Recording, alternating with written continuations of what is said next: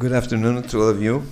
I would like to welcome to global energy leaders Don Luis Atienza, the CEO of Red Eléctrica in Spain, Dr. Rui Cartacho, CEO of REN in Portugal, and Mr. Gordon Van Wille, CEO of the New England ISO.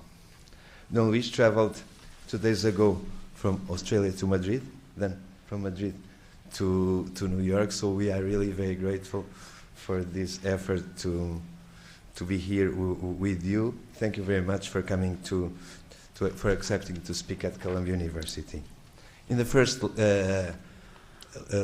lecture of this series, we hosted the Minister of Energy of Brazil, Minister Lobão. Brazil is a world leader in biofuels and deep offshore drilling, and the country which has launched a truly unique program to give to the poor access to electricity services.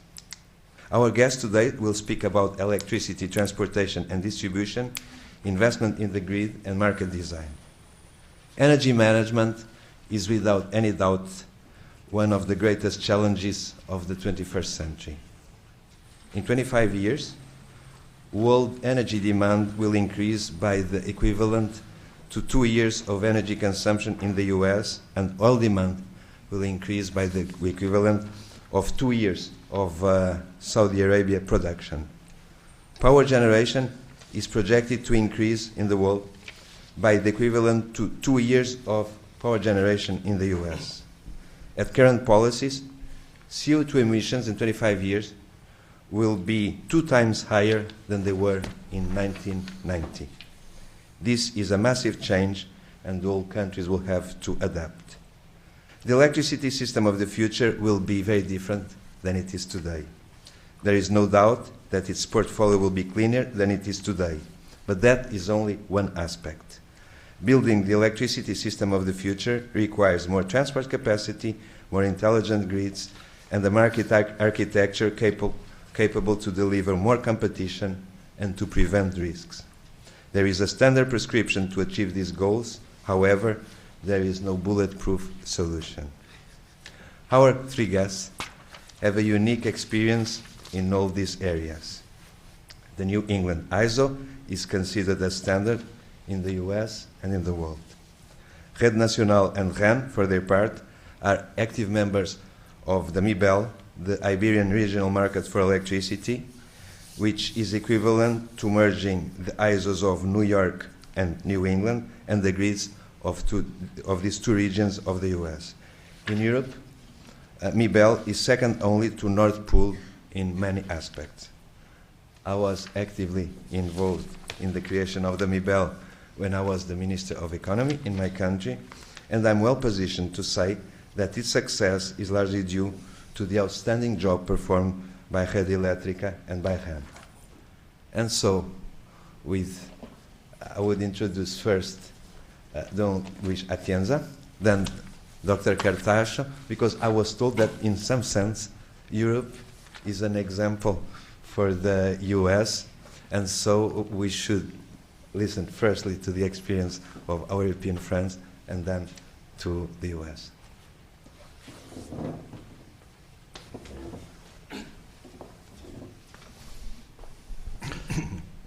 Good afternoon.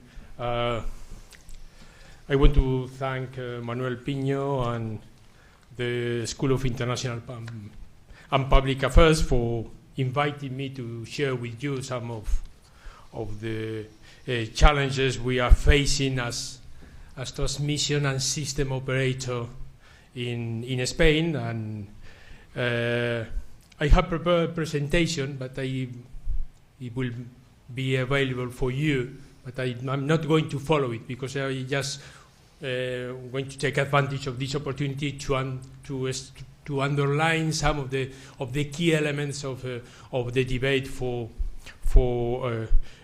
our system. The first thing I want to say is who is Red Eléctrica. Red Eléctrica is a Spanish transmission and system operator, so that means that we own nearly 100% of the transmission assets, and we are the system operators.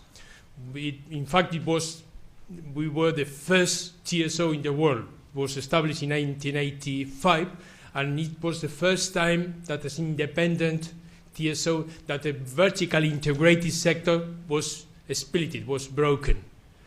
The first time that it was established an independent from the generators and the distributors entity owning the transmission success and to develop the system operation activity. We are independent, that means that we are a listed company, our shareholders are all around the world, and the generators on the electricity agents cannot have more than 1% in the voting rights of Red Eléctrica. So we are independent, we are neutral, we are transparent, and this independence is very relevant to provide the free access to the grid and to guarantee the behavior of this operational activity on a completely independent way.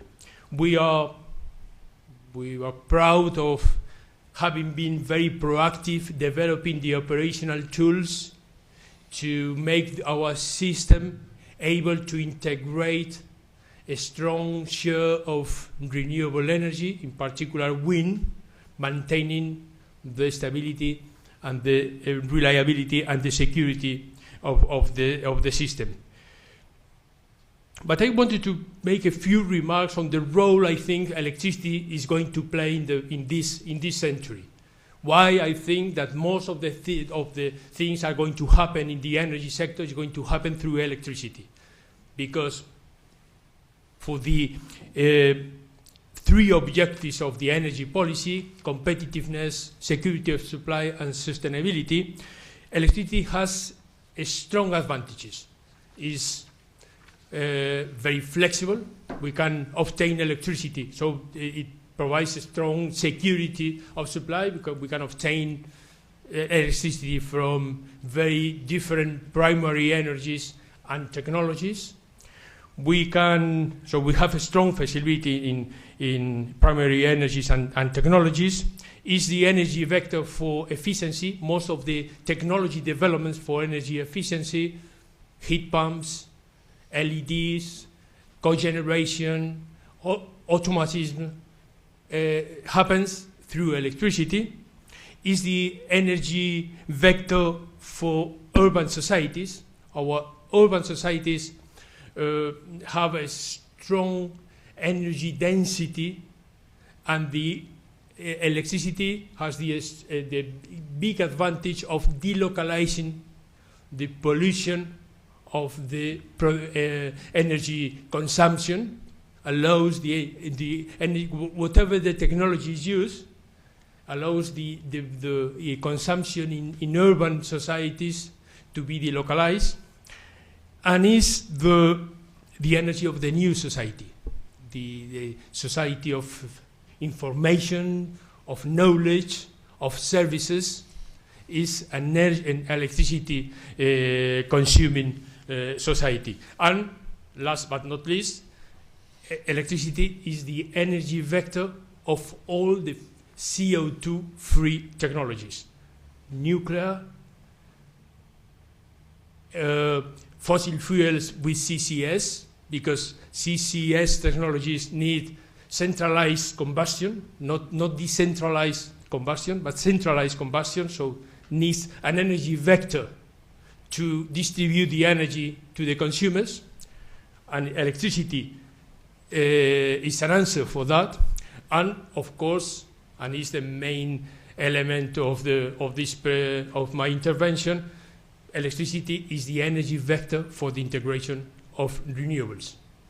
The energy from the sun, from the wind, and from the water comes to us mainly through electricity. But this, if we look at Europe, and we look at the three objectives I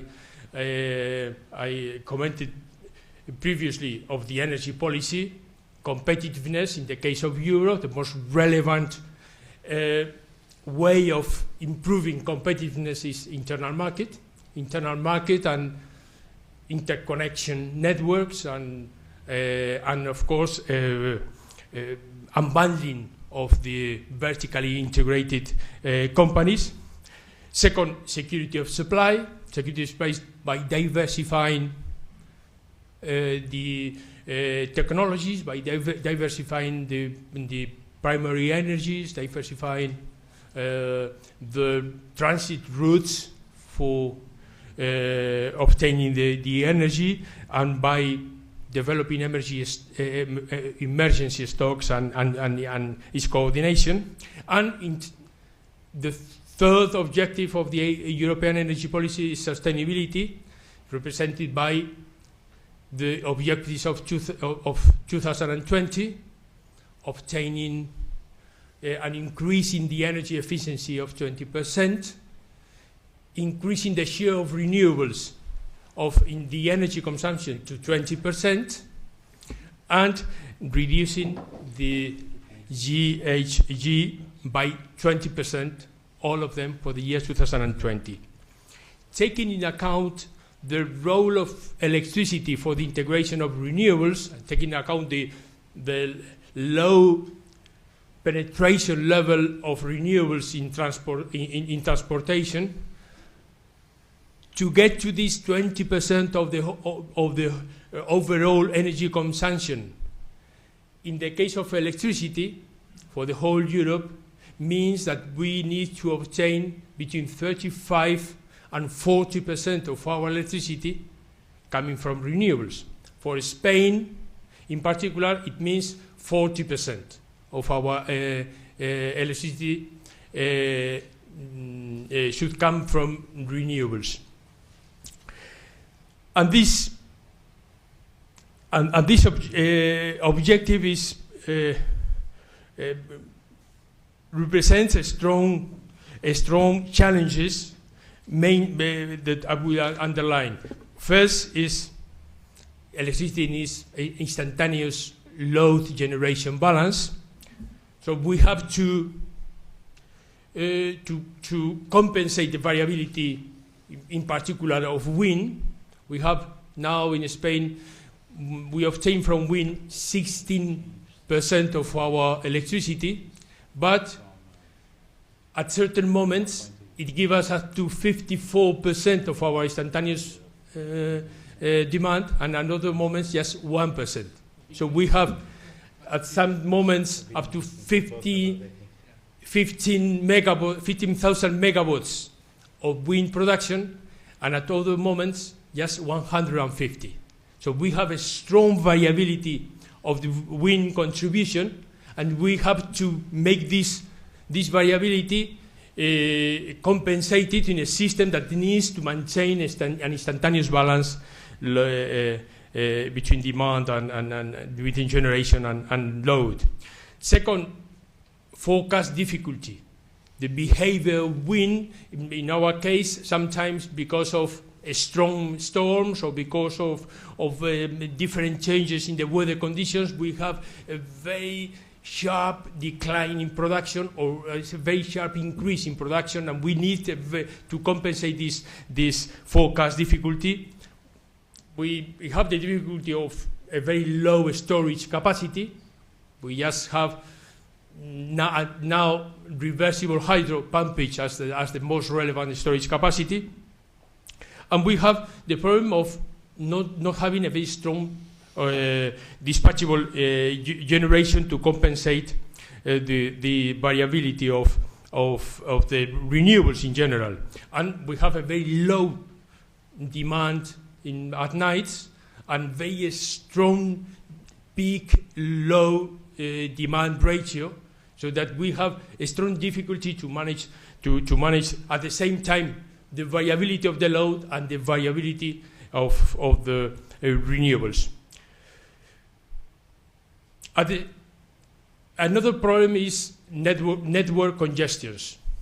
The behavior of wind in the Spanish case makes the system behave as when we have a squall entering, crossing the Iberian Peninsula, usually coming from the northwestern part and going away through the Mediterranean side, is equivalent of having 3 to 4 nuclear power plants that are localized in northwestern Spain in the morning, in central Spain in the afternoon, and on the Mediterranean coast in the evening.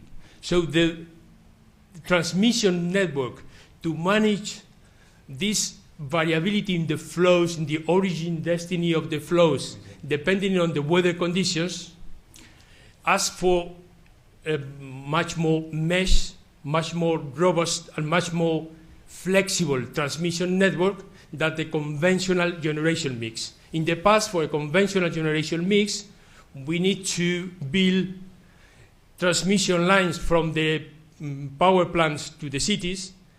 In a generation mix with a strong renewable penetration, we need to reinforce the whole transmission network, not only to connect remote wind farms, but to strengthen the backbone of the system to manage this variability of flows, avoiding congestions. And we have the problem of very low international interconnection capacity. As I said, we have a variability of 15,000 megawatts of wind production in different moments, and we have just 1.4 gigawatts, 1,400 megawatts of interconnection capacity with the rest of the European system. The European interconnected system is a very big one. It's more than 10 times the Spanish one. So it has a strong, theoretically, it has a strong capacity to compensate the variability of our renewables. But we have a very low interconnection capacity. Well, these are the challenges. Of course, our responsibility, we are not energy policy makers. Our role is to increase the margin of maneuver of energy policy makers. So to solve the technical restrictions for the energy policy makers to decide what are the options in the energy policy, that is, of course, is policy. I mean, it means that how to combine these objectives of competitiveness, sustainability, and security of supply. Well, we have made a lot of progress in the technical solutions to these challenges.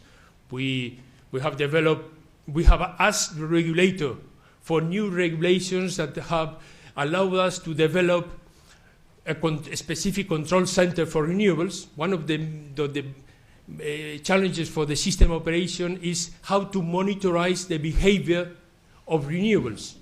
We have 100% of the wind farms interconnected in real time with our control center.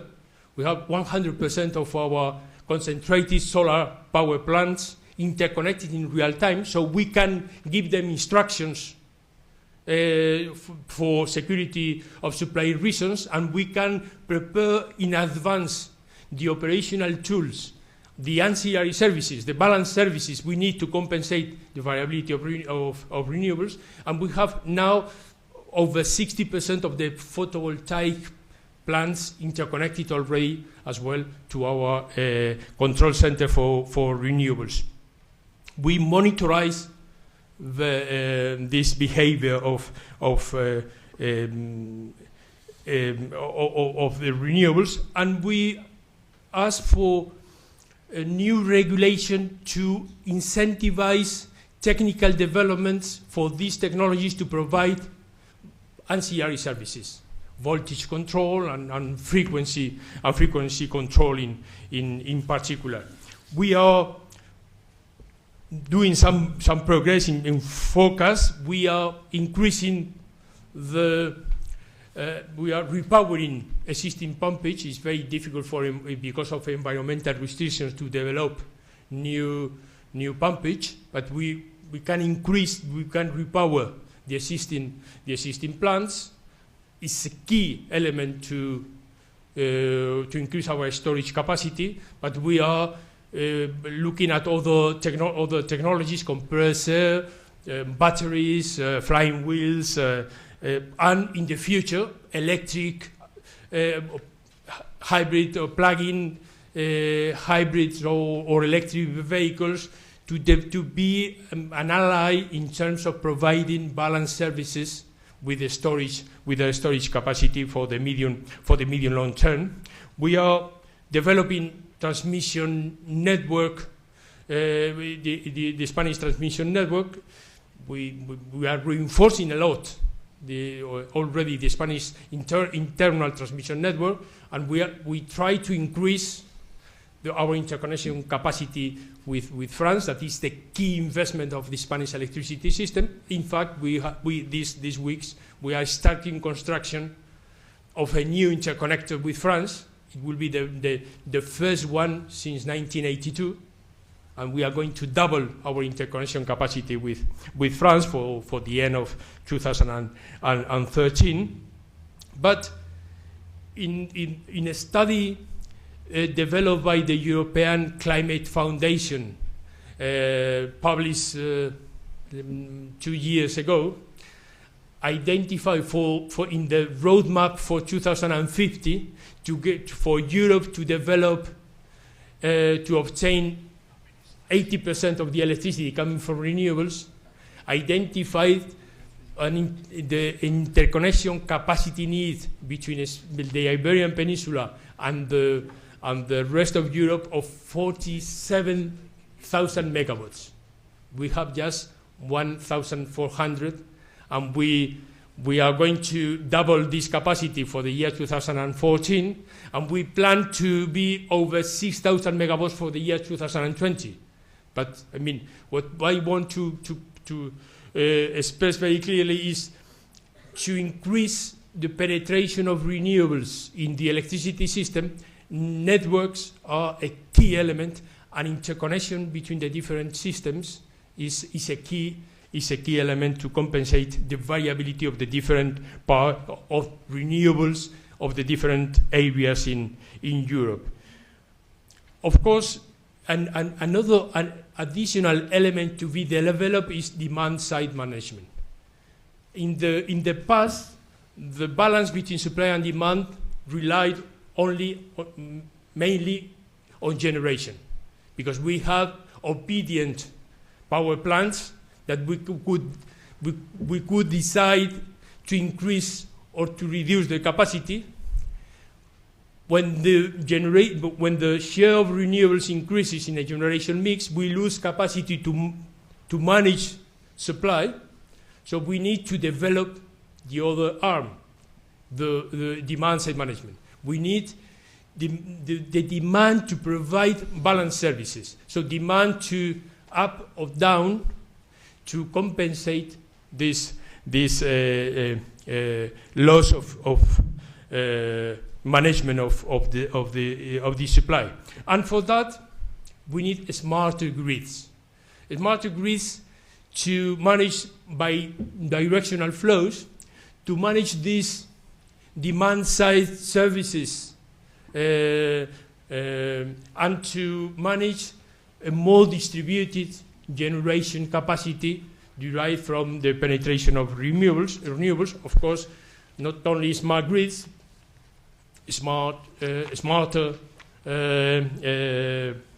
counters and smarter consumers, because we need very proactive consumers responding to the economic signals of the markets. Well, I'm going to end here. So the main conclusions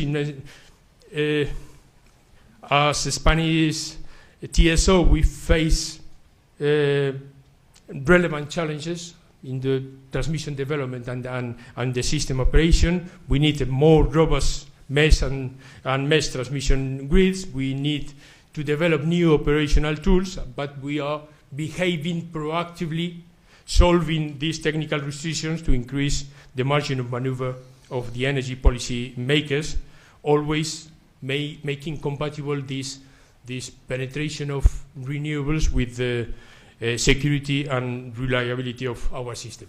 Thank you very much.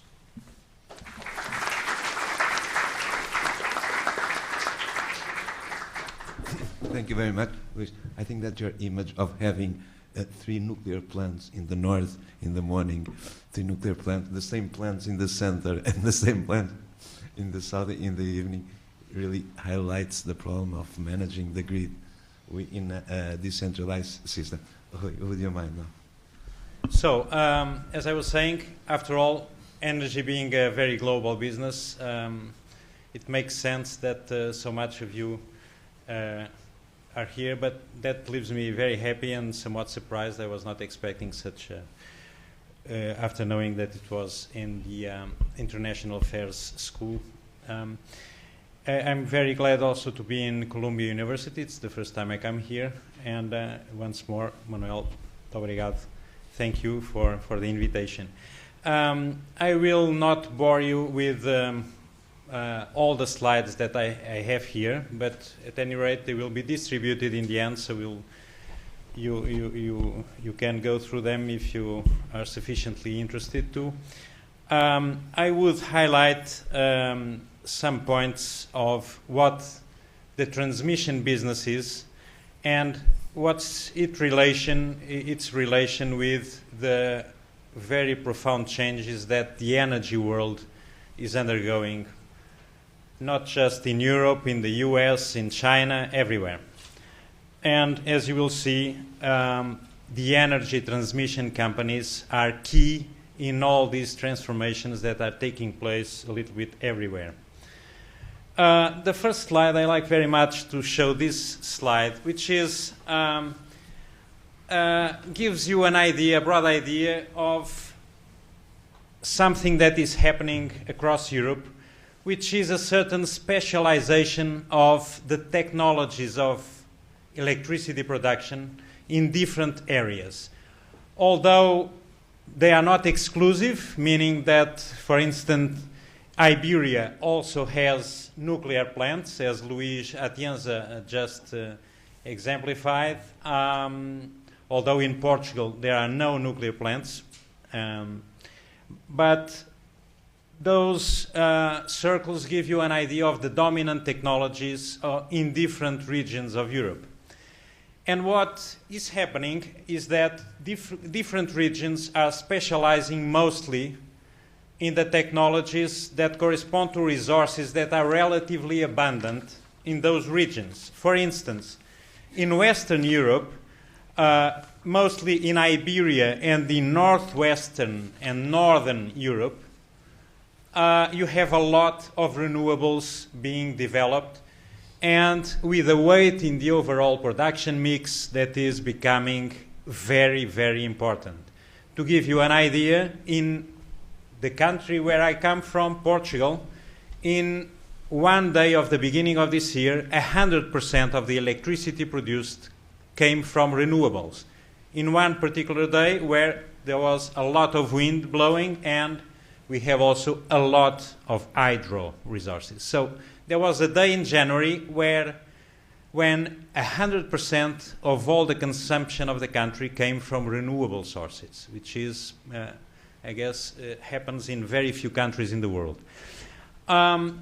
This specialization means that the regions must be more interconnected than in the past.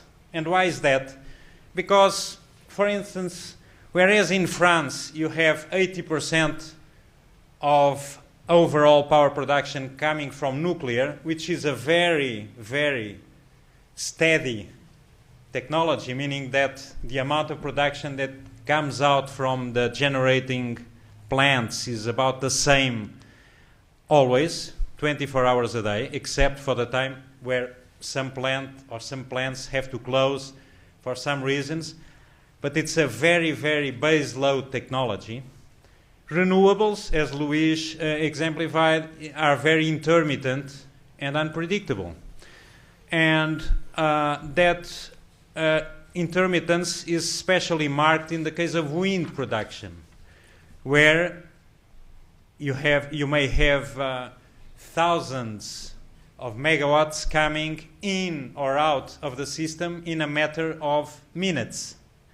And so you have to have good interconnections between the regions so that in times where, for instance, in regions where there's a large portion of the production coming from wind, you can, when wind comes down, you can import from other regions that have the capacity to export that energy. And conversely, if you have a lot of wind and rain in a country that is very renewable, you should have the good interconnections, long distance interconnections, so that that country can put at the disposal of other countries or regions that abundance in that particular time of the day or of the year.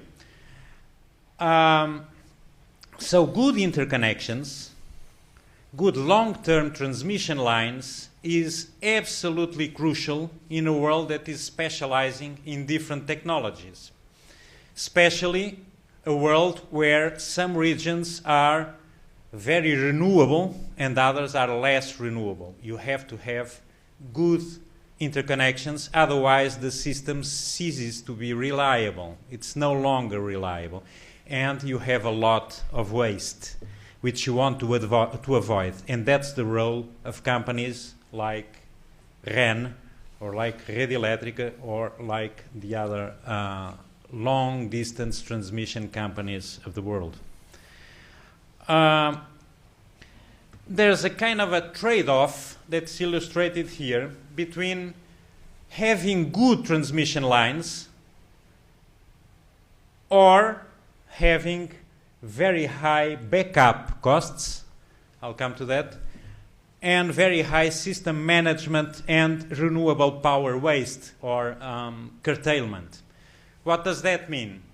If you want to have a lot of renewables, which is something that European countries decided to have for long-term sustainability reasons, Europe set itself very ambitious objectives for a reduction of carbon emissions. It's an area where Manuel Pinho was very strongly involved as a minister during 5 years in Portugal, and he took part in several European decisions to have, by 2020, a lot of energy coming from renewables and a big reduction in carbon emissions. Well, if you don't have good transmission lines and good interconnections, for example, if you don't solve problems like the very small interconnection between Iberia and the rest of Europe, what you have is that a lot of renewables imply a lot of costs to the final users.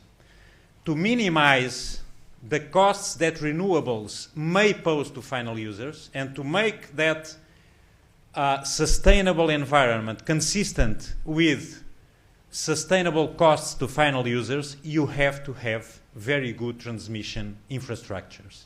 And that's what we are working in these three guys that are today with you. We are trying to ensure that renewables do not mean an excessive weight to final consumers, either through excessive backup costs, because if you don't have good interconnections between regions, you have to have a lot of idle backup thermal plants in each of the countries to ensure that in the hours of the day where you don't have wind, you still have electricity and you don't have blackouts. But if you have good interconnections, the amount of backup thermal plants that you have to have is much smaller, so you have lower costs to final users. Also, if you don't have good interconnections, you may lose a lot of the wind power that is generated because, for instance, in Portugal, it's not the same everywhere, but in Portugal, you have much more wind at night than during the day. Well, what happens is that if we don't have good interconnections with our neighbors, with other European countries, most of that nighttime wind production is wasted. But if we have good interconnection, it can be exported. There's also another thing that we have to have, and we are doing that in Portugal. we have to have ways of storing wind production when the consumption is not there. How do we store wind production? Through pumpage in hydro facilities. You can use part of the electricity generated and not consumed during the night to pump water. Water at high levels is energy stored. And so that's what we have, and we are making a lot of projects in Portugal to ensure that we waste less and less wind power, and we increase the efficiency of the overall wind production that we have developed. So good transmission lines are crucial to ensure that renewables can come without high costs. And they can come without high costs, I can tell you. That's what, but they cannot come without high costs if transmission companies are not allowed to invest and to develop good interconnections between different regions of the world. I always show this slide to show you that Portugal is in production, in wind output, is currently the second country in the world where it weighs more. Only Denmark has more. This is just wind. It happens that Portugal, besides wind, has a lot of hydro facilities. So when you take the overall renewable mix, Portugal comes with a much higher percentage of the overall production than this graph shows. This is just wind. We are in a small group that also comprises Spain, Denmark and Ireland, and also curiously Germany, where wind is a very significant source of power production. This is the IEA statistics for 2010. This slide, I won't go into the details, but it shows several of the ways how we are ensuring in REN and in other transmission companies that wind power comes without excessive cost to the system.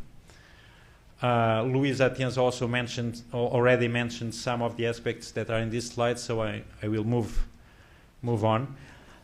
And I will show you another thing that is important for you to retain. And it's also an interesting feature of REN. REN is one of the very few companies in the world that manage together the transmission electricity infrastructures and the transmission natural gas infrastructures. So we manage both. In Europe, very few countries have this. Besides REN in Portugal, also National Grid in the United Kingdom and Energinet in Denmark manage together the power and the natural gas infrastructures. Well, natural gas is the perfect match for wind production. And why is that? For you guys that are not in the technology business, just a couple of words to explain you why natural gas is a perfect match for instance, for wind production. When you have a lot of wind production in an energy system, as I said, we have a lot of variations that are not easy to predict. And you have to have something in the system that adjusts permanently for those wild variations in wind generation during a one-day time. And natural gas plants allow for very, very quick and smooth responses so that the overall system can stay permanently in balance. Okay? If you have, for instance, within half an hour, 3,000 megawatts coming out of the system because the wind has come down, you have a lot of, you have to have something in the system that can increase production in a matter of minutes. There are two technologies that are perfect for this. One is hydro, So Portugal also has a lot of hydro, so it can compensate. But if you are unlucky and you are in a very dry year, which is the case, by the way, this year in Europe, in Portugal it doesn't rain for 4 or 5 months in a row now, we have to have combined cycle plants or open cycle plants. Those are technical terms for it's natural gas-fired turbines. Natural gas-fired turbines is something very similar to a plane turbine.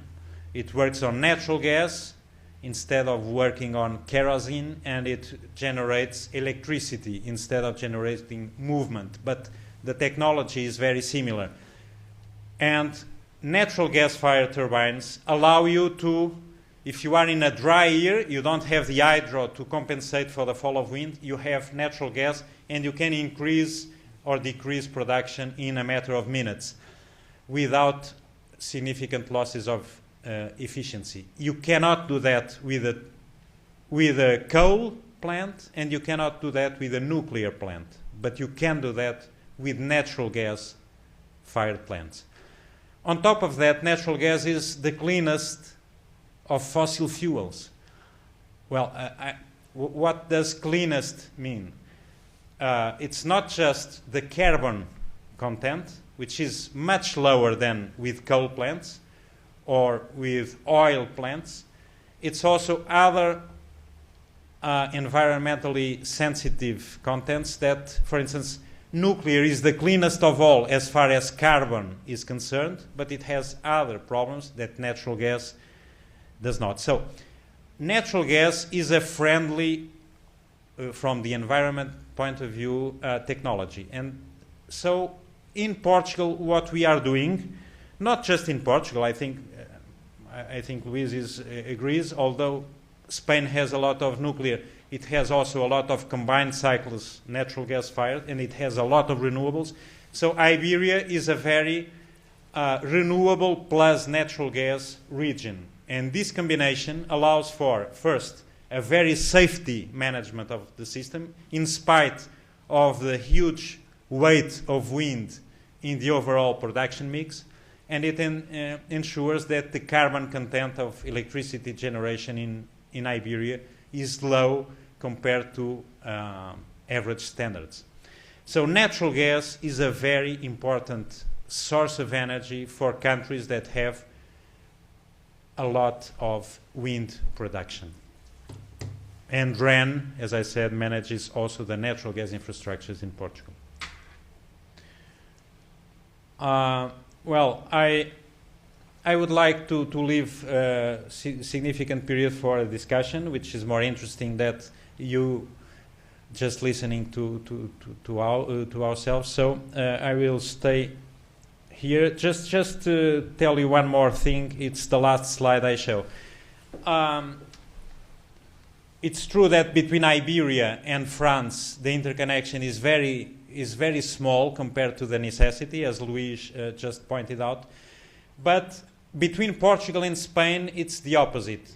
Both Rede Elétrica de Espanha and REN of Portugal have developed strong interconnections between our two countries. And that resulted in benefits for the final consumers of electricity in both countries. And that shows, before these interconnections, we used to have very different wholesale prices of electricity between Portugal and Spain. Here I have 2008. In 2007, the difference was still higher. And the prices in the two countries have converged to a common price due to the fact that interconnections between both countries have been developed. And so both countries have become more or less a unique market. It's called the MIBEL, the Iberian market for electricity, and prices in both sides of the border have become virtually the same. Developing interconnections has also this interesting side effect, which is good for final users. Prices in different regions come together and when you don't have any interconnection constraints, the trend is to have just one price for the overall region. And that price is smaller than the prices, all the rest being the same, because you have to bear in mind that there are other factors in play. But ceteris paribus, you have one price that is lower than the different prices that existed before the interconnections were built. So the bottom line of my note is transmission is an infrastructure that is important for the sustainability of the energy model of a region of the world. I have focused on Europe. And it allows simultaneously the reduction in the carbon content of the energy activities without excessive costs for final users, which is also a big concern for our companies. So I will stay here for the moment and then answer to your questions if you wish.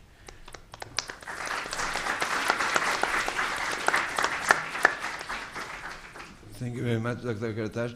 You were so clear, you almost look like an engineer, but now we'll have the real engineer.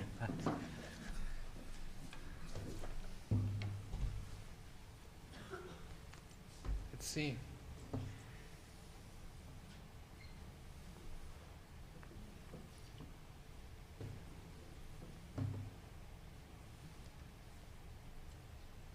Good afternoon, everyone. Very pleased to be here this afternoon. Thank you very much for the invitation. You've heard from my two colleagues in Europe, and what is striking to me is that in many respects, Europe is about 10 years ahead of us in terms of the transition on the power system.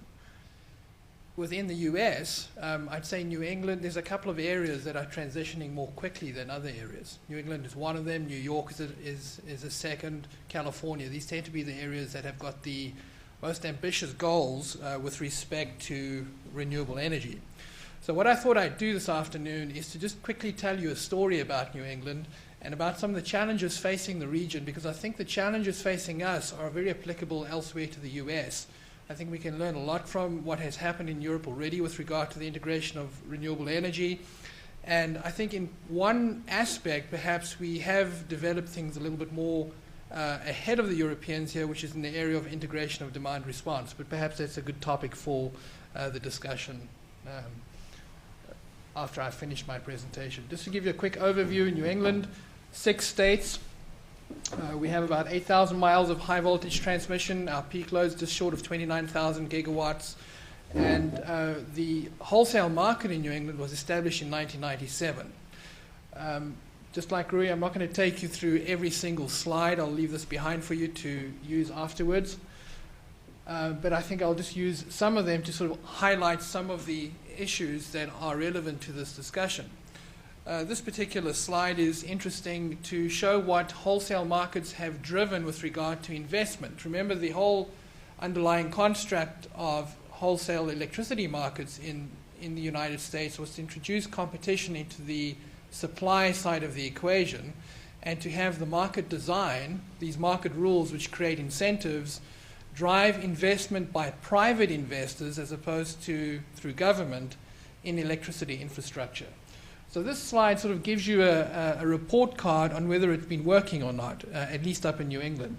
And so it's an interesting slide. These yellow or orange bars show you the cumulative investment in generation over the past 12 to 14 years. And we've had about 14,000 megawatts of new combined cycle, gas-fired combined cycle units built in New England.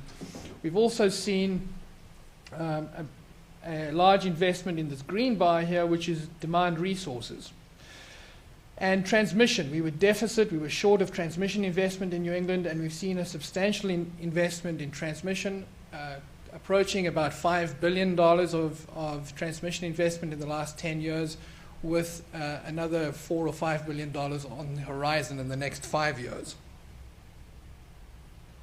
You can see what happened as we introduced wholesale markets and started creating incentives for integrating demand-side resources in New England. We've seen a steady growth, and in fact, the growth of this technology has driven us surplus in the region. So we have more available capacity to us, and what it's done is it's actually helped consumers in terms of reducing energy prices in the region.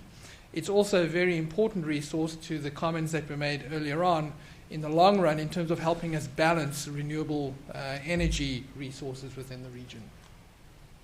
This picture sort of shows you a dramatic change that has occurred in the New England power system, and as I said earlier on, this is starting to play out elsewhere in the country as well.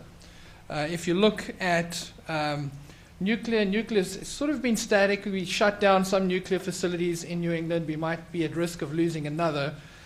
But look at what's happened to energy production from oil relative to energy production from natural gas. And two things drove this picture. The first was the investment in the region by merchant investors in natural gas-fired production capacity. And the second big thing was the discovery of shale gas back in the 2008-2009 timeframe. So the price, as a result of which, oil, which is really a global fuel, has separated in price from natural gas, which has become a domestic US fuel. And the price of natural gas is much, much lower these days than oil, the consequence of which is that oil units do not run pretty much ever at this point unless we need them during a cold snap. The slide just sort of shows you what's happened to emissions, as you would expect, as we've moved from an oil and coal heavy mix into natural gas. We've reduced our emissions, so there's a good environmental impact from that. This picture is interesting in that it shows you how New England stacks up relative to the rest of the country. So this chart on the left here is the US in aggregate, and you can see coal is still a huge chunk of our production, our electricity production capacity here in the US, with natural gas, relatively speaking, in the sort of 24-25% percentage. So what's happened in New England is that gas effectively has driven out coal and oil. And what's coming next are renewables. And that's going to be a very interesting combination to manage from a technical point of view, but it's also going to create dramatic stresses, economic stresses, in the wholesale energy markets and electricity markets. So here's some of the challenges facing us. 20% of our capacity really comprises of oil-fired generation that was built 40 years, 50, 60 years ago, doesn't run very often today, is hanging on by its fingernails, and will probably start retiring within the next couple of years, and will probably be fully retired over the next 4 to 5 years. So that's a big transition. A quarter of our capacity, we have to manage through that. We are already seeing today all kinds of operational constraints on the system related to the flexibility of our system. What's interesting is that some aspect of this flexibility is because we've got these old oil units that were built as baseload units, and we're trying to use them as peakers today, which doesn't make any sense. Peakers are really things that you turn on and off quickly, whereas many of these old oil units were built as baseload units. You had to give them 2 days to start, and when you get them up and running, you keep them there, and they take a day to shut down. The world that's coming at us requires lots of flexibility along the lines of what you just heard from my two European colleagues. So that is one of the issues that we're faced with. The other thing, though, is wholesale electricity markets are an imperfect science. And so the incentives in the wholesale energy markets are towards very, very efficient production. And we do not yet sufficiently value flexibility in the energy market designs. And that's one of the things we're looking at, because already we see that issue in terms of our operation of the system, but it'll become exacerbated looking forward when we put a lot of renewable energy resource onto the system. This gives you a sense of what's driving renewable energy in New England. As you well know, we don't really have a national energy policy, so energy policy is really driven by the actions of the states. And what you have here is the cumulative goal for New England. If you sort of aggregate all the 6 New England states and say, what are they each looking for? It looks to be a picture like this, which is 30% of the energy in New England needs to come from either renewable energy or energy efficiency. So they sort of count energy efficiency as a resource as well. and we're at around 14% today, so there's a big gap, and that's going to have to come from investment in renewable energy as well as investment in energy efficiency and DR resources.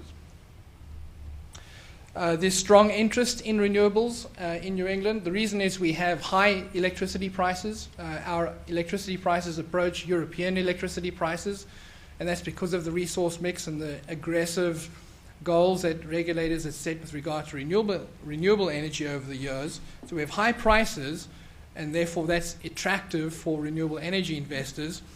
The problem is, and you'll see this on the next slide, is the sources of renewable energy are far away from where the consumers of that renewable energy are. So this is a map of New England.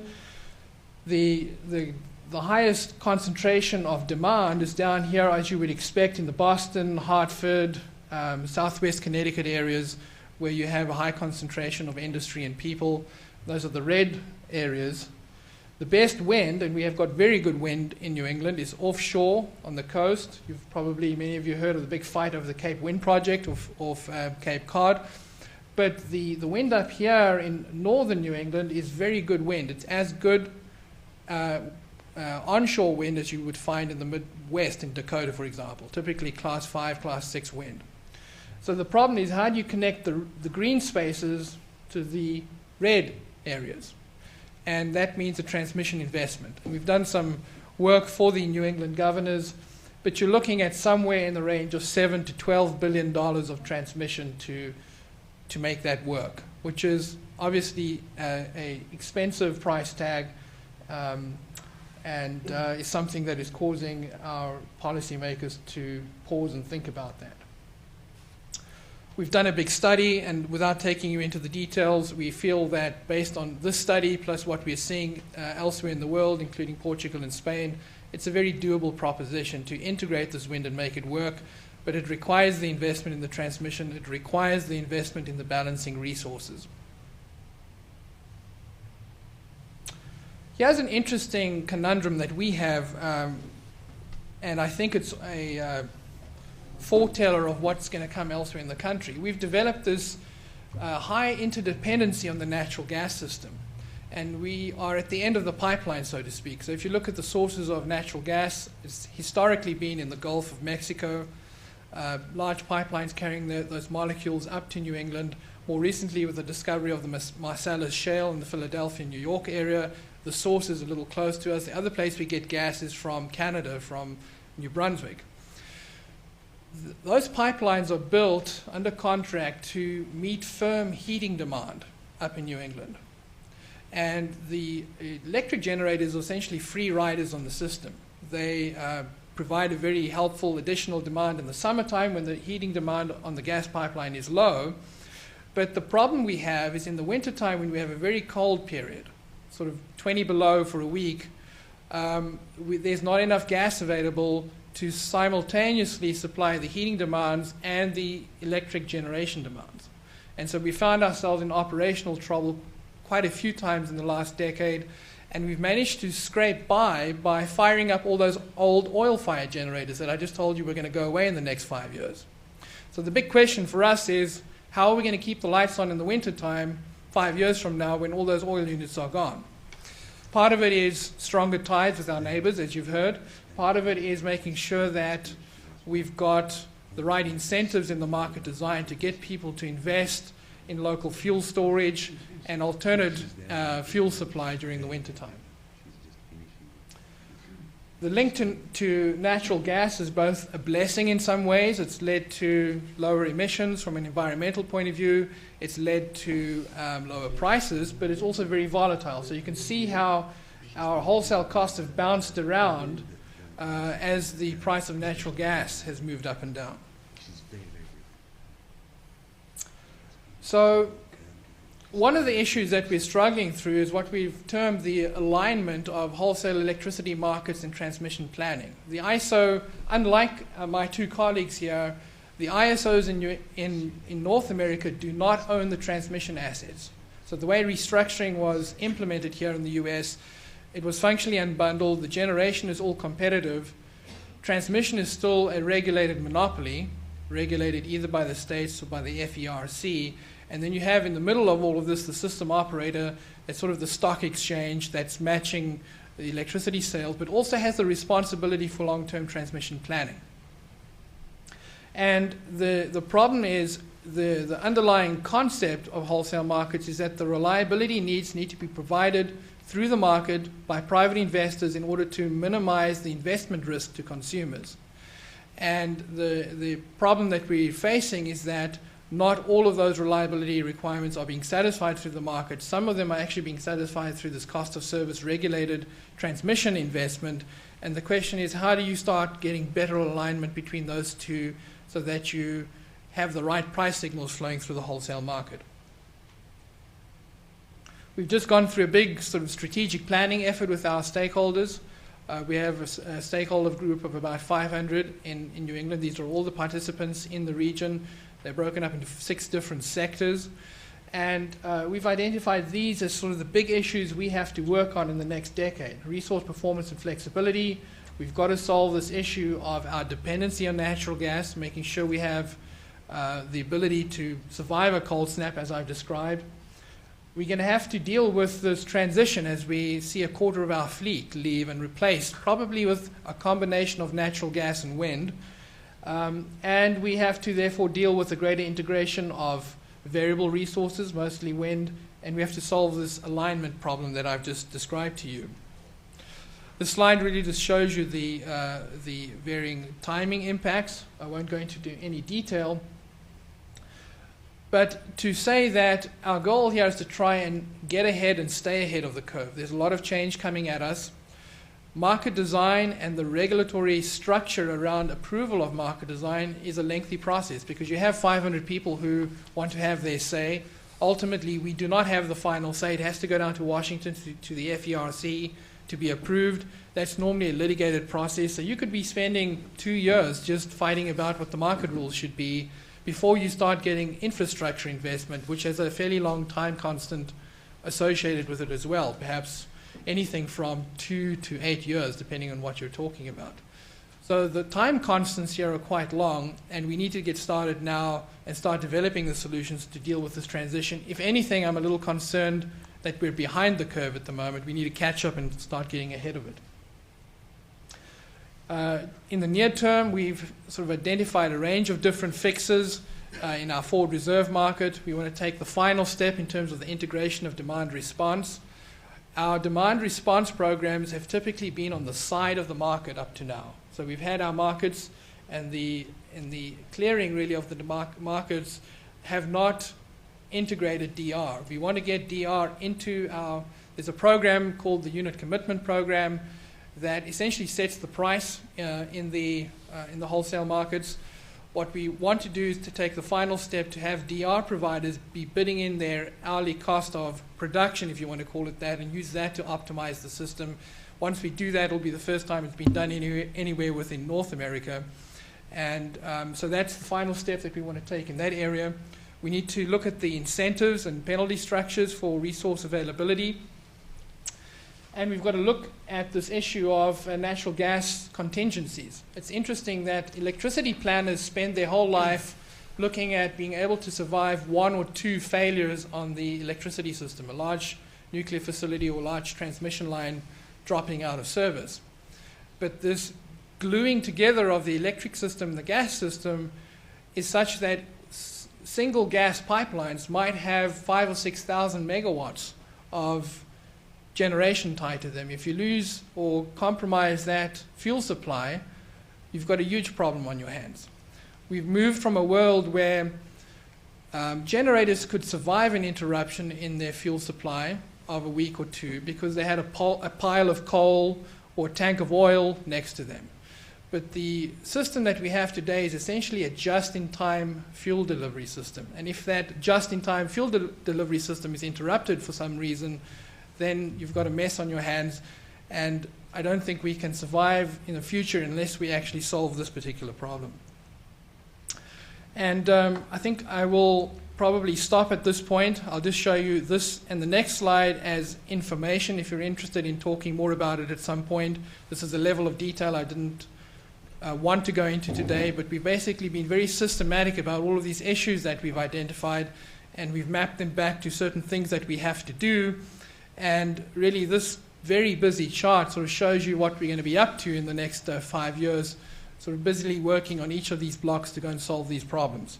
So with that, let me stop and be happy to engage my colleagues in some discussion.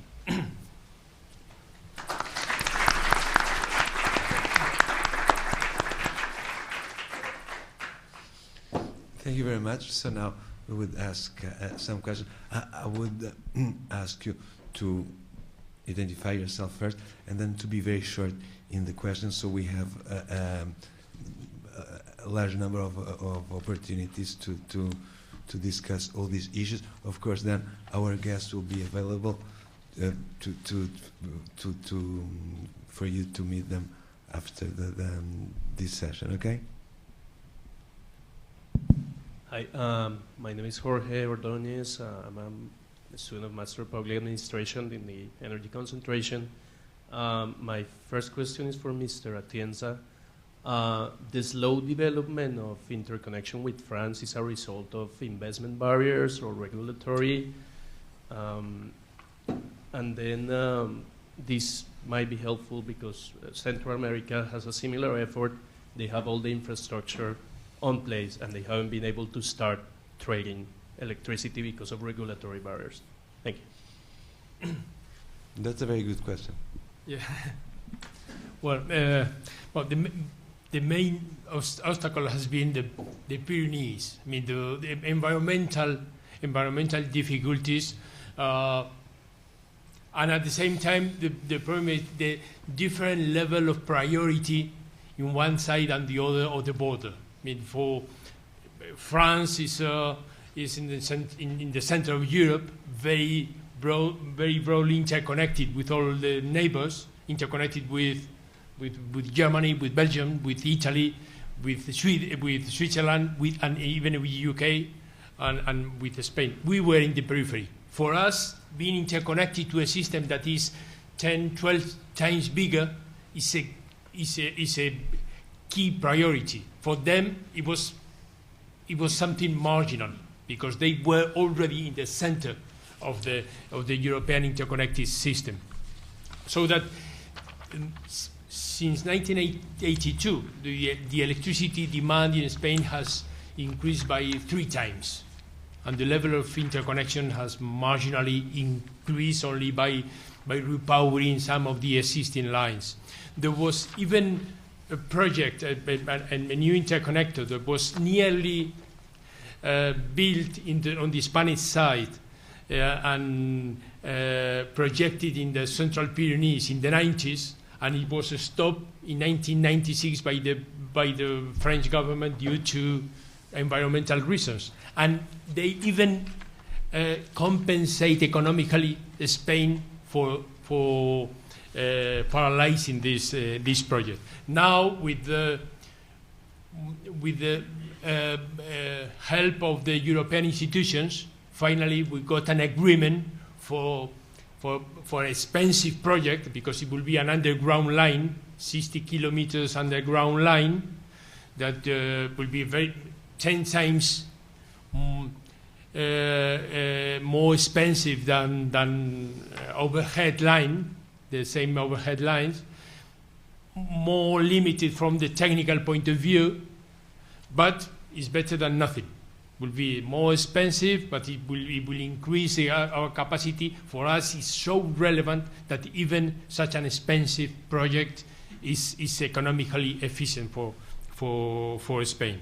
But this is not the development of transmission lines in developed societies is becoming more and more difficult. And what is relevant now is that our society should be conscious that the option for renewables implies a cost and a landscape cost in terms of transmission network. We will not manage a high penetration of renewables without developing our transmission costs. And this is part of, is not that relevant, it's not a question of economic cost, because transmission cost is not very relevant in the overall electricity cost. It's hardly 5% of the overall cost of electricity in Spain corresponds to transmission, but it's a problem of social acceptance and environmental restrictions of overhead lines.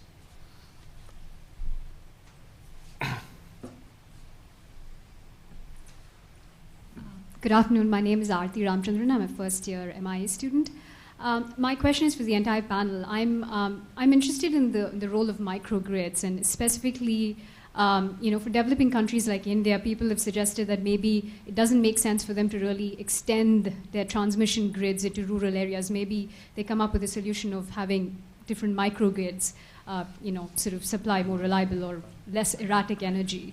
I was wondering if any of you could address that. Yeah, I want to add just one thing.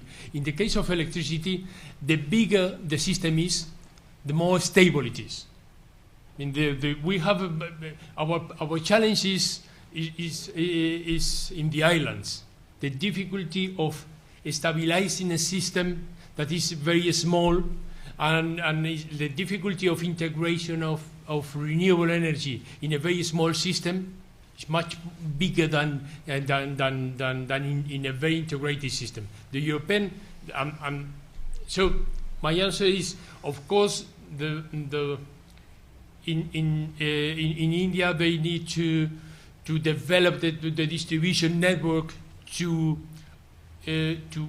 bring electricity to every rural area. But I mean, they need to strengthen the whole interconnection system to provide electricity to the different areas, not only at local level, because you cannot substitute the inertia contribution of the size of the system. This is a key element for a technical element for the electricity system. At any rate, I think your question is very interesting, and I think that in countries like India, microgrids make a lot of sense and are indispensable if you have to have an improvement in the quality of life of remote areas without waiting for the very long-term solutions of long-distance transmission. So it's absolutely right. I draw a parallel from natural gas and a solution that was adopted in Portugal. You know that Portugal was one of the last European Union countries to have natural gas as a source of energy. Natural gas was introduced in Portugal in 1997, when most of other European countries already had natural gas for decades. And we wanted to provide access to natural gas to remote areas and poor areas of the country. And we couldn't afford waiting for 10, 15, 20 years to be able to carry natural gas through high-pressure pipelines to those regions. So what we did, and we know that we replicated the solution that was used before Portugal, for instance, in Spain and in other European countries, was to build satellite plants of regasification of natural gas to remote areas. How does that work? You know that natural gas can be can be transformed in a liquid under very, very low temperatures, and then it can be transported by truck. And so what we did is that we transported liquefied natural gas to remote areas of the country, and we made micro regasification units in remote areas of the country, and we developed micro grids around those units so that populations in those areas might have access to natural gas without waiting for long distance pipelines. With electricity, of course, the technology is different. The solutions are different, but the concept is the same. You must have decentralized production and be able to distribute within a specific region the energy so that those populations can have electrification, good living, an improvement in their living standards without waiting for the long-distance grids. That doesn't put into question what Luis just said, is that in the long term you have to have interconnections between the regions so that India also can have the improvement in their standard of living without excessive environmental costs. And so long-term transmission, in the end of the day, is a requirement everywhere in the world, but you don't have to wait for that. And microgrids are, of course, one important solution in the transition for the long-term solutions. So the way I think about this, just building on what he just said, is that it's really a cost trade-off. It's a trade-off. Electricity production is really an economy of scale business, and your average cost of production on a large grid is going to be lower than what you can get on a microgrid, just because of the technologies at that level have not yet got to the point where they're cost competitive with what's happening at the wholesale or the bulk power system level. So it's a trade-off between flexibility and the speed of getting something to someone versus the long-run goal of having your energy costs be as low as possible, because that makes you more or less competitive with the rest of the world when you're competing with them to provide goods and services. So therefore I think microgrids have got different roles depending on whether you're talking about the developing world versus the developed world. In the developing world, the greater need might be to get out electricity to a remote area that's not connected, in which case it's going to be far more quickly to respond to that need with local distributed generation and a microgrid than it would be to try and build out the entire infrastructure to that corner. In the developed world, microgrids are manifesting themselves really as demand resources, where people are saying, we want to have a physical and financial hedge against wholesale pricing and against wholesale costs, so that what we do is we strategically invest in some of our own generation, and we will arbitrage between when it's cheaper for us to produce locally versus when we will take the cost off the grid in terms of what's happening on the cost of production for the wholesale grid. And so it really is a cost trade-off and a flexibility trade-off in the end.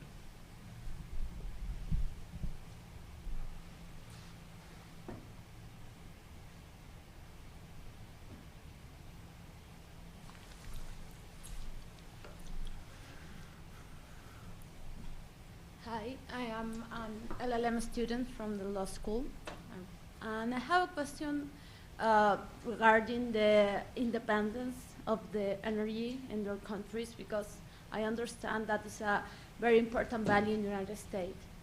But I assume after listening of this interconnection concern, that is something that is not that important in Europe. So I want to know what is your opinion about that. Well, the first thing I have to say to highlight is that energy policy is about politics. I mean, it might be redundant, but politics is the only way of deciding in the trade-off between the different objectives of the energy policy, between security of supply, competitiveness, and sustainability. Why? Because these objectives are at a certain point contradictory. At a certain point, sustainability and security of supply goes a bit on the same way, but security of supply means higher cost, because the diversification of technologies means not choosing the cheapest one. So it's more cost for consumers. I mean, the diversified technologically or energy primaries is more expensive than a single technology option that always will be the cheapest at every moment. In the Spanish case, we have quite a diversified generation mix for electricity because we have lived in the past different periods of monotechnology. We had the period of the nuclear, the period of coal, the period of hydro, and now we are in the era of natural gas and wind. And this succession of monotechnologies have provided by the diversification, but it means a certain cost, and the societies have different sensibility about energy vulnerability, depending on the dependence on energy. In the case of Europe and in the case of Spain, we don't have fossil fuels, we don't have oil, we have a small amount of gas, we have very small amount of coal, and very costly and very dirty coal. So we are very dependent, and we have to decide how much we are going to depend on the natural gas from Algeria in the Iberian case, on how much the Central Europe countries want to depend on the natural gas from Russia, and this is a political decision. And it's the same thing concerning sustainability. Where are we going to establish the objectives in terms of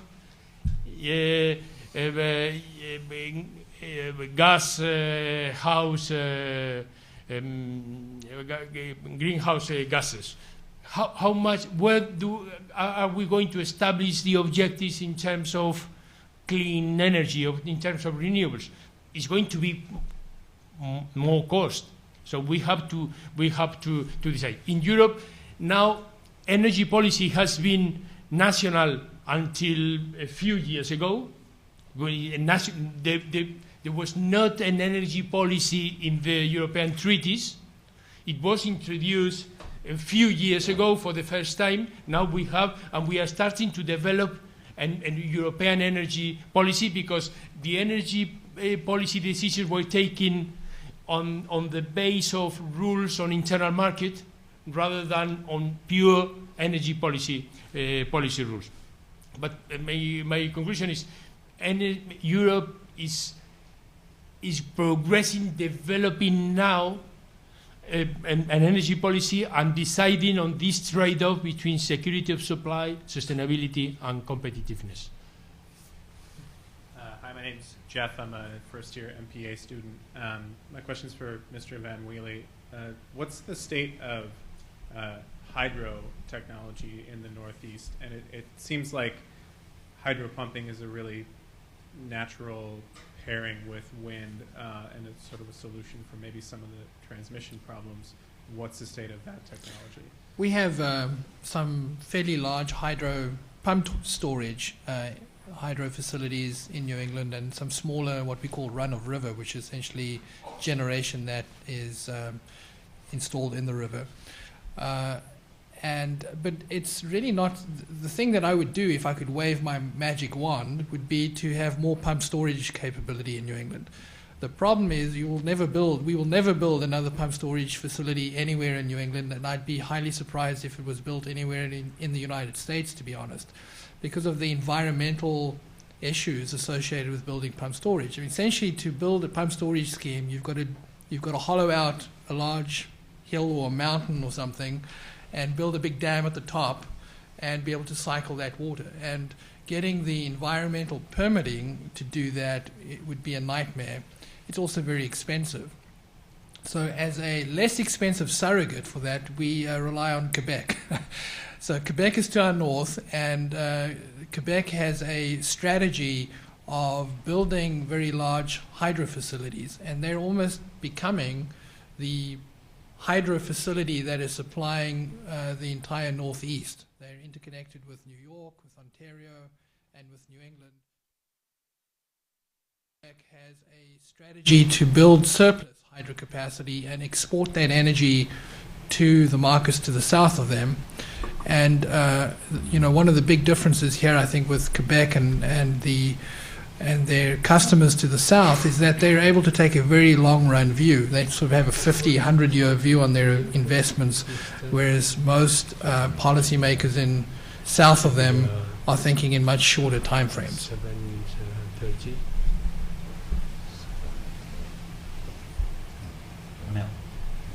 Do you have more time?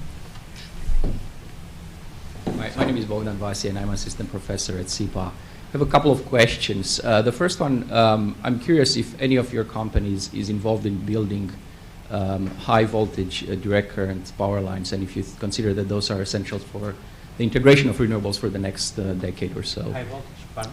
High voltage. DC. DC. And the second question is whether you consider that electric vehicles present a feasible kind of alternative to the storage issue for the let's say for the next decade or so. Yeah, so let me quickly jump in. I'll start with your second one. I think electric vehicles are a very feasible technology in terms of giving consumers the benefit of off-peak energy production, because as you heard, for most systems during the night, demand is low and your renewable production might be very high. So the incentive is there for one to charge your vehicle and to be able to get a cheap charging, which does take some stress off the system. But there's the other side of it, which is, can you feasibly think of those electric vehicles as collectively a giant battery that you can then inject energy back into the system when there's a peak demand on the system? And I think that, although on paper it's feasible, is outside of the next 10-year time frame, because electric vehicle manufacturers are going to be focused on making their batteries last as long as possible. They're focused on building something that they can sell for transportation purposes. They're not thinking about designing their electric vehicles to have them be a giant battery to supply back to the grid. There's an interesting opportunity, though. At least one of the companies that we've spoken to, a company called A123 that's based in Boston, is looking at harvesting those electric vehicle batteries. What will happen is over time their effective life will decrease. And if you're the owner of an electric vehicle, once you are down to, let's say, 60% of your range, you're going to say, I don't want this battery anymore. But it's still got 60% of its life. So there are companies that are looking at harvesting those batteries, which still have some useful life, and putting them in big warehouses and supplying them as a storage device to the grid. So I think that over time it will come, but probably it's outside of the next 10 years. On the HVDC equation, there's lots of activity on the HVDC side. It's really probably the most cost-effective solution for moving large quantities of power very long distances, but it's expensive. So it only really pays for itself when you've got that sort of application. Well, just adding a couple of words on the electrical vehicle theme. I think that I fully agree that the use of electrical vehicles as a complement to the management of the system is something that is not there for the next 10 years. However, what is around the corner is the capacity for countries that have, for instance, a lot of wind power generation, electrical vehicles being part of the solution for the non-waste of the night hours of wind production. That is technically very easy to do. It's already being done, although at a very small scale, and that, I think, yes, provided that the right regulatory environment is set up, that might happen in the near future, and start a build-up which is long. It's a long build-up, I think, but it's a trend that is a certain trend, I think. Concerning HVDC, I'm going to pass the word to Luís, which is involved in some projects. In Portugal, we don't have HVDC, but let me just say that for the overall solution of having long-distance regions interconnected, HVDC will be the main technology. And so it's the hottest topic in technology in Europe to solve the problem of matching different regions with different technologies. But Luis is involved in... Well, one thing, concerning the electric vehicles, but I'm not sure that we have put on our website already the simulator of different simulator about the behavior of the system with different degrees of penetration of electric vehicles. We have the simulation prepared. We have show it in some conferences, leaving people to play different scenarios for penetration of electric vehicles and see and looking at the way if they load in they charge in daytime, if they charge in night times, and what is the impact on the Spanish electricity system. Well, I invite you to look at our website ree.es. It's interesting because I'm not sure if we will put it if it's not there in a few weeks or so, and to look at as well at the curve load in Spain, because we provide a lot of information about the behavior of the different technologies in the Spanish electricity system, and you can put your put at any point of the load curve, and you can see the generation mix of this moment or this moment. Well, I'm absolutely convinced of the success this time of electric vehicles. I mean, it will take 10 years. I mean, certainly, but this time they are here to stay. The first driver is going to be, in my opinion,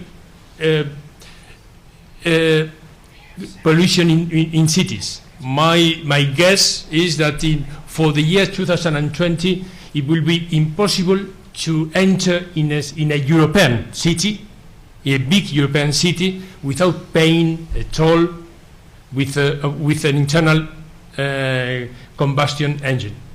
So one thing that happens already in London and in other areas is going to be generalized in most of European cities, and is going to be a key driver for the penetration of electric vehicles for cities. And it is an ally for the system operation. It is an ally because it's going to improve our demand side management capacity, and it's going to, in the long term, to provide additional storage capacity for the system. Concerning HVDC, well, we have a very short experience now in terms of DC. We are now putting into operation our first DC interconnector with the Balearic Islands, between the Spanish Peninsula to Mallorca, to the Balearic Islands, because our interconnection with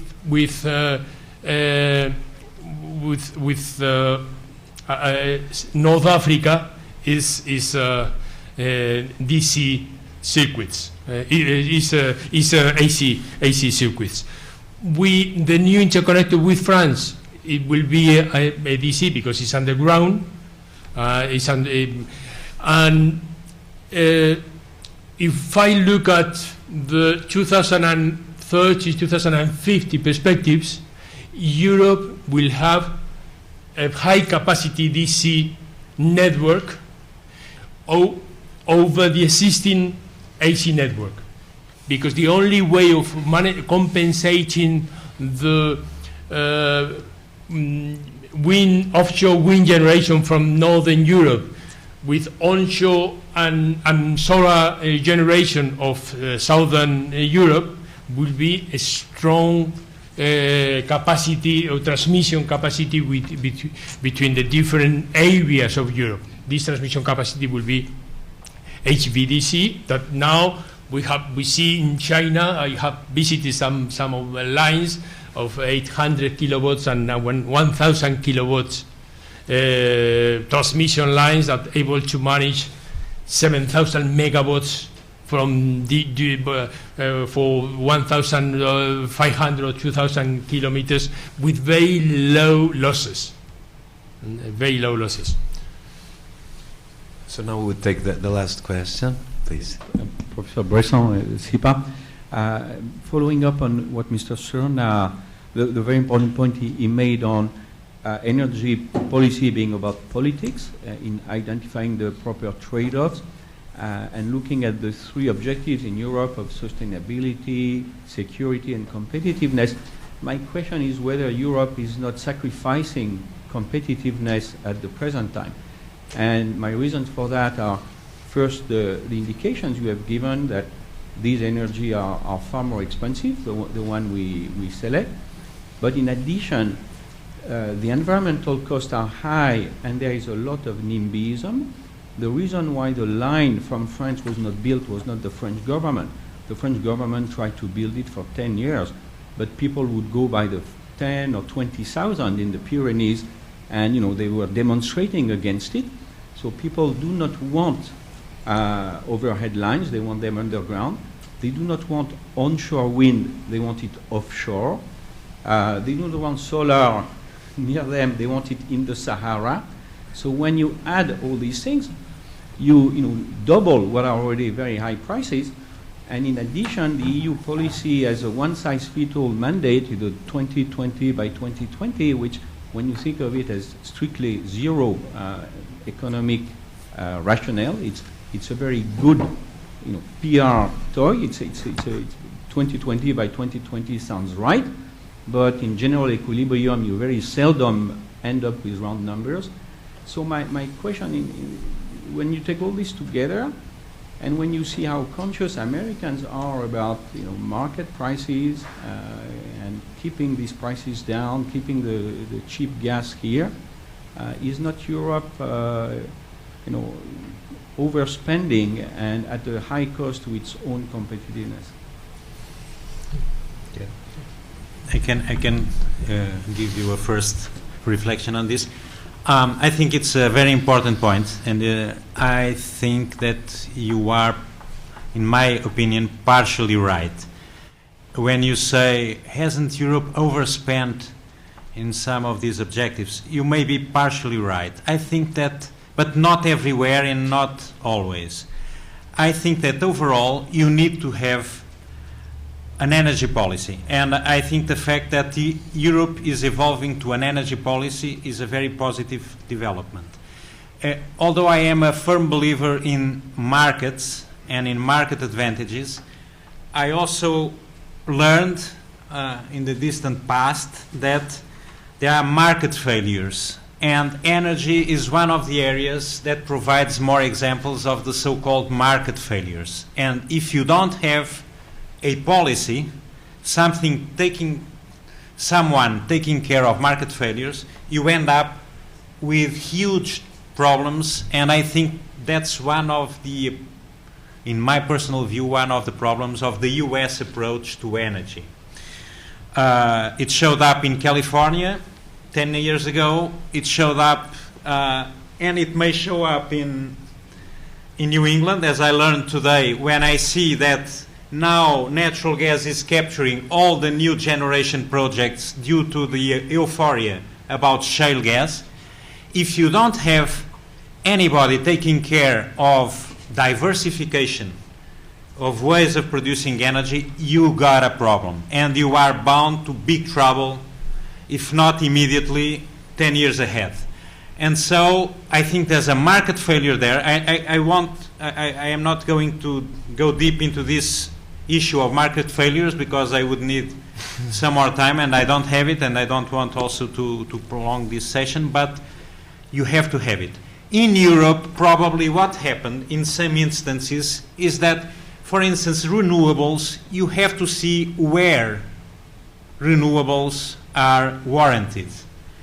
If you start to make a lot of wind production, for instance, in Germany, you end up with huge costs that are nobody wants to bear. But if you, for instance, if you have a lot of sun production or onshore wind production in several countries of Europe, Iberia, but also northern countries, also some northwestern countries. That makes a lot of sense. There's very simple economic principles that apply to energy as to our everyday lives. You should specialize in what you do best. And if you have a lot of wind resources and a lot of sun, you should do that. But making a lot of sun installations in northern Germany, it's not obvious. And you may end up with a lot of costs that in the end of the day are going to put in jeopardy the overall effort. So you have to be very carefully in choosing where you do what. Where you do what. If every European country wants to have a quota of wind production, we end up in a mess, because some countries simply don't have enough wind. They are just able to build wind farms with 1,500 of hours of functioning a year, whereas in others you have 3,000 hours. So you have to specialize. That's why my first slide was specialization of technologies, because you need all the technologies to produce electricity for the future. You cannot think that, well, we have a silver bullet and let's go for it irrespective of our specific conditions. Well, thank you very much. I think it's a right question in terms of we have to be conscious, and the society should be coherent in the decision about the energy policy options, because it represents a cost. Additionally, we should have a long-term perspective, not only a short-term perspective. One of the big key elements of the liberalization that has taken place in the electricity in the last 13 years is that the economic signals the market provides influences the generation mix to short-term technologies, to technologies with very low fixed cost and higher variable cost. In this new liberalized market, investment for 40 or 50 years, nuclear development is impossible, because there will not be an economic signal in the market to provide the certainty to make these risky investments. And this is an energy policy option. We have to decide what our options are for the long term, and we have to be, of course, we have to realize that we cannot develop every amount of every technology, whatever the position in the maturation of the technology is, because we have to consider what is the cost of the new technologies in relation to the substituted conventional energy. It's not it's easier to substitute coal by onshore wind, because the overcost is limited, than to substitute it by offshore wind, that is, it costs 2.5 times more than onshore wind, and or concentrated solar power that costs 2 times or 3 more than onshore wind, and 4 times more than natural gas combined cycle, or of course photovoltaic that might cost 8 or 10 times more than the substituted energy. So it has to be taken into consideration. But at the same time, how much security of supply cost for the people in Romania or in other parts of Central Europe that had shortage of gas for heating 2 winters ago, when there was problems of supplying from Russia because of the Ukraine transit problems. I mean, this is an element that has to be taken into consideration as well. So just before anything, I would like just to add two small comments regarding European energy policy. There is a strong element of specialization. The basis of European energy policy is the so-called 20-20-20 initiative, where one of the 20s is for the contribution of renewable in primary energy production. So overall, it means that each country should produce 40% of electricity from renewable energy. But in principle, for example, in the case of Portugal, it's not 40, it's 60. For other countries, the UK, it's less than 20. So European energy policy has taken into account the comparative advantage of each country and also the starting point, because it would not make sense. I repeat the case of the UK, who starts from a very low base to force the UK in less than 10 years to get where other countries are. That is question number one. Question number two, energy investments are energy, it's not like buying a car. You can buy a car, 4 years after you replace it. When you buy a power plant, when you build a power plant, it's for 30, 40, 50 years. So now we think that gas is cheap. But 15 years ago, we also thought that gas was cheap. The UK, for example, has built plenty of gas plants, and they had huge problems again, and these power plants run into huge losses. So energy has an important element of hedging against risks. We don't know. We think that there is more gas than we thought previously, but we are not sure. So by only thinking in minimizing short-term costs, I don't think that is a good policy for the society. And again, energy policy, it's about politics, for example. As far as I was concerned, I have not hesitated 1 second in favor of pump and storage capacity, and I have not hesitated 1 second when I decided what would be the optimal portfolio, and we discussed that a while ago. It should be 30% gas, 30% wind, 30% hydro, and 10 other. Why? Because that was my intuition about a good diversification for the production portfolio. Well, I thank you very much. In 2 weeks, we'll have another session of this series. The topic will be the discussion of 3 case studies in sustainability. Germany, now very important because of the discussion of nuclear. Denmark, it's fantastic what Denmark has achieved. And again, we'll take the case of Portugal. Thank you very much.